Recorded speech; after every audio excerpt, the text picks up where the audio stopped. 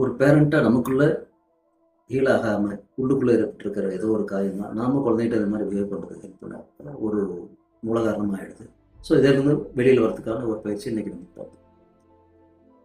என்னதான் என்னுடைய உள்வழி தான் எனக்கு என்னோட இந்த வழிக்கு காரணமாக தெரியும் நான் ஃபீல் பண்ணுறேன். அந்த வழியை நான் முழுமையாக ஏற்று நான் இப்போ ரிலாக்ஸ் ஆகி நான் ஹீல் பண்ணிக்க நான் விரும்புகிறேன். என்னுடைய பழைய காயங்கள் நான் விரும்பியோ விரும்பாமலோ எனது நினைவுக்கு தெரிந்தாமலோ எனக்குள்ளே இருக்கிற காயங்கள், அதனால எனக்குள்ளே ஏற்பட்டிருக்க வருத்தம், வேதனை, guilt, shame, I feel blamed. நான் இனிமேல் இந்த பேட்டர்ன் ரிப்பீட் பண்ணிட்டு இருக்கிற விரும்பலை. இது ரொம்ப ஹெவியாக இருக்குது. இந்த பேட்டர்ன் நான் இன்னைக்கு என் சிஸ்டத்துலேருந்து ரிலீஸ் பண்ணி விடுறேன். இந்த ஹெவினஸை என்னோட சிஸ்டத்துலேருந்து ரிலீஸ் பண்ணி விடுறேன். Take a deep breadth.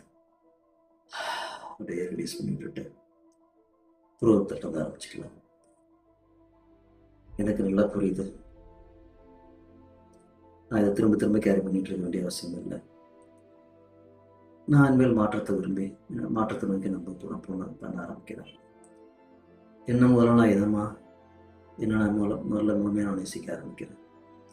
என்னால் என் குழந்தைக்கு ஒரு பாதுகாப்பான உணர்வை கொடுக்க முடியும். ஹீலிங் பாசிபிள் தான். அதனால தான் இந்த வழியிலிருந்து நான் ஹீல் பண்ணிக்கிறதுக்கு விரும்புகிறேன்.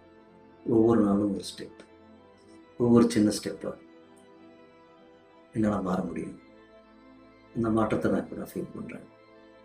என்னை நான் முழுமையாக ஏற்று என்னோடய வழிகளை முழுமையாக ரிலீஸ் பண்ணுறேன். ஆழமாக எடுத்து டீப் பிரீத் பண்ணி விடுங்க.